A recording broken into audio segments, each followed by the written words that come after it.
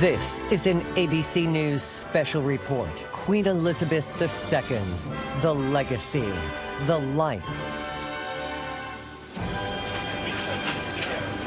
Good morning, everyone. Actually, it's just after 2 o'clock in the afternoon here in London. I'm Robin Roberts, live at Buckingham Palace as we celebrate the end of a remarkable era.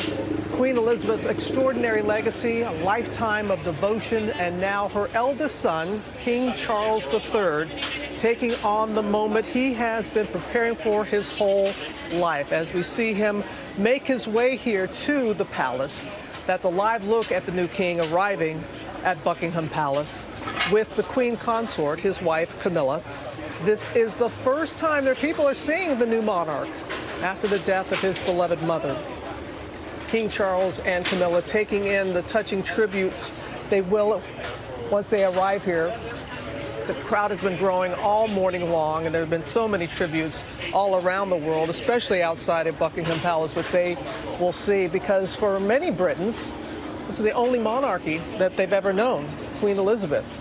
I'm going to bring in our foreign correspondent, James Longman, who just happened to grow up here in London. What does this moment mean to you, seeing King Charles coming here to Buckingham Palace for the first time as king? It's a huge moment, Robin. I mean, it's massive. Getting used to the idea of saying King Charles. I think he's literally just about to come up here now to what will be his new palace, his new home.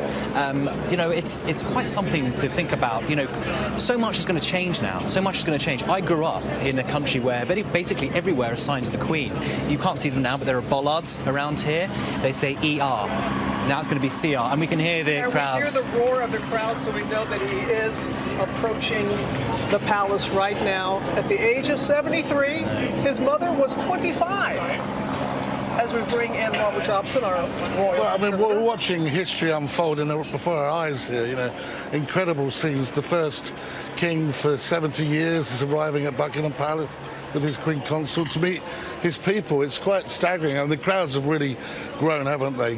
And you can see them going into Buckingham Palace, which is the facade, which is basically really our White House, if you like, in terms of what's going on. There he is, first glimpse of him stepping out with the Queen Consort, stepping out in black, of course in mourning, as she would be, followed by her husband. Elizabeth said she wanted her to be referred to as Queen Consort. That was a very important moment when she said she wanted that to happen. I think at the moment Queen Elizabeth said she wanted it to happen, it was just as read.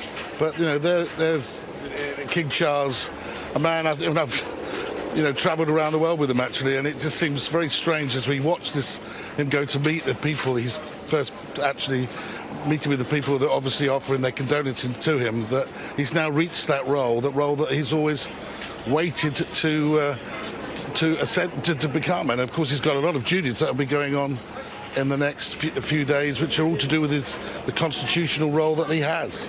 And seeing him right here, Robert and James, it's so reminiscent of his mother. Absolutely. I mean, that's what she did, the walkabout, really connecting with people, as King Charles is doing right now. What do you think his mother, how did she prepare him for what we're seeing right now, this moment as King of England?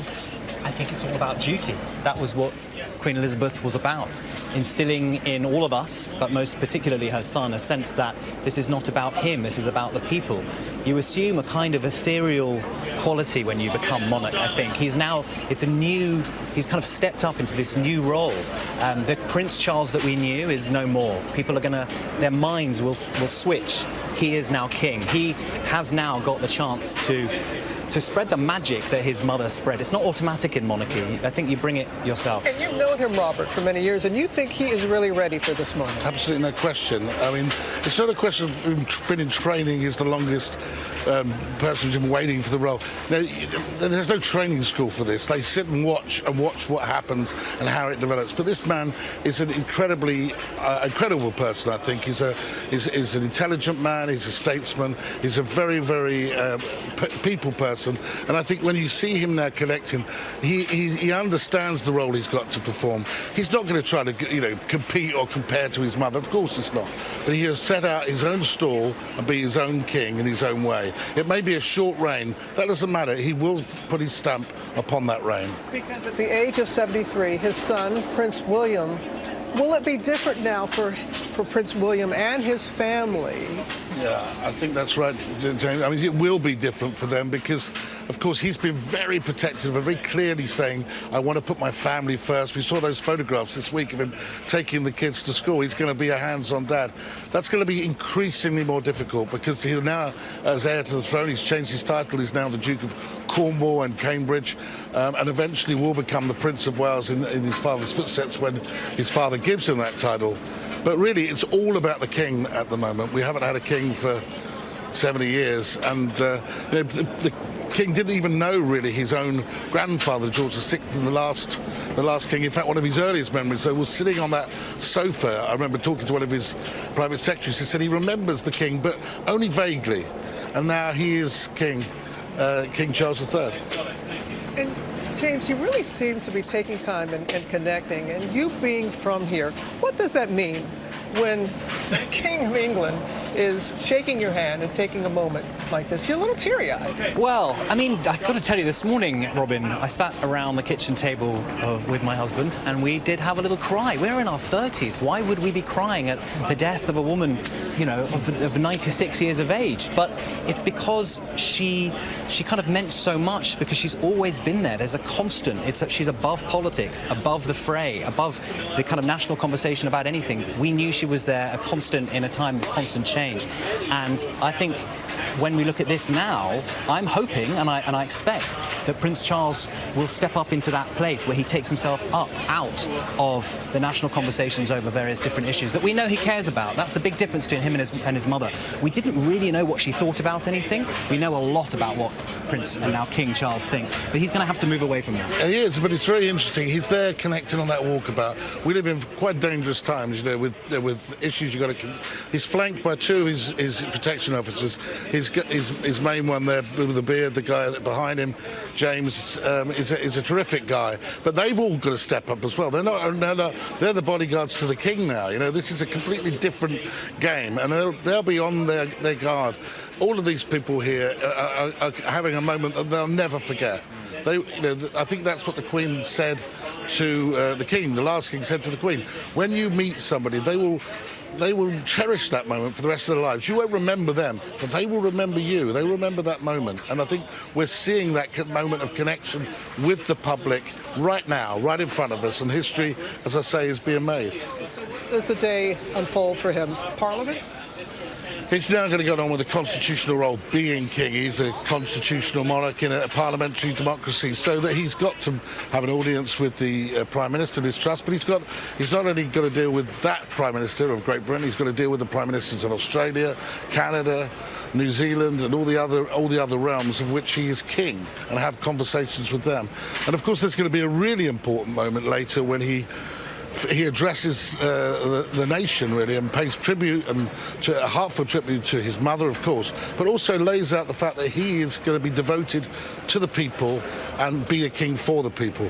I've just heard something quite recently there. There's also, when the Ascension Council sits, for the first time, it looks now like it's definitely going to be televised. That's a departure from the past, all those sort of mystique traditions that we used to have. You know, it's all done behind closed doors. They're opening the doors up. They're letting some daylight in on the magic, and I think that's a good thing. And that's the Queen's legacy. That's what she did. It's a new day. It's a new day. I'm going to go to our colleague now, Amy Robach, who is in Scotland, where the Queen spent her final days. And what has been the mood there all day long, Amy? Oh, it's one of solemnness, and certainly people are eager to pay their respects to the Queen, because right now, yes, the Queen's body remains at Balmoral, just a few hours from here, but she will be making her way here to Edinburgh. She will first be placed at Holyrood House, which is one of her many residences, and people here in Edinburgh will be able to come to the house, pay their respects to the Queen, and then we then know that she will be royal members of the royal family will be coming here to Edinburgh as well to hold a vigil in the Queen's honor. honor at St. Giles Cathedral, just a short distance from where we're standing right here. So there is a lot of preparation going on right now here in Edinburgh. There's a lot of closed streets, a lot of traffic, and a lot of people coming to this town so that they get a chance to say their final goodbyes to the only queen that most people knew here in Great Britain for their entire lives during her 70 years. 4 out of 5 people here in Great Britain only knew Queen Elizabeth II as their monarch, and many people here are eager to pay their respects, Robin. 1 out of 5. As always, appreciate your reporting, Amy. Want to get some final thoughts from you gentlemen when you see again King Charles III here in London, here in Buckingham Palace, for the first time, meeting the people. What are you going to take away from that moment? I think it's just extraordinary to see a man that we've seen for 70 years finally king. It's a moment he's waited for his whole life. I'm looking at the faces of these people now saying, wanting to speak to him. And, a lot of them are wishing him well for his mother, and they'll feel tremendous loss on his behalf for her. And he'll take great comfort from that. But boy, Charles III, it's going to take some getting used to. Robert? Well, there was a moment just in the crowd there which I think summed up Charles, the walkabout and his openness to people. One woman pushed forward and said, "Can I have a kiss?" She grabbed him, gave him a kiss on the cheeks, and he gave her a hug. Now that is a real connection that would put the alarm bells amongst those poor security guards. But he was happy to do it, and he turned away with a big smile. But this is helping him go through his grieving period because he's getting warmth, love, and hugs from the people that he now serves. And you can see all the flowers that people have left for his mother, his beloved mother. Thank you, gentlemen, so much. We're going to have coverage of the Queen throughout the day here on ABC, including a special 2-hour 2020 tonight. And we will be back on the air at 1 o'clock Eastern when King Charles addresses the nation for the first time as king. We're going to go back now to our regular programming at this hour. For many of you, that is Good Morning America. Have a good day. This has been a special report from ABC News. Hi everyone, George Stephanopoulos here. Thanks for checking out the ABC News YouTube channel. If you'd like to get more videos, show highlights, and watch live event coverage, click on the right over here to subscribe to our channel, and don't forget to download the ABC News app for breaking news alerts. Thanks for watching.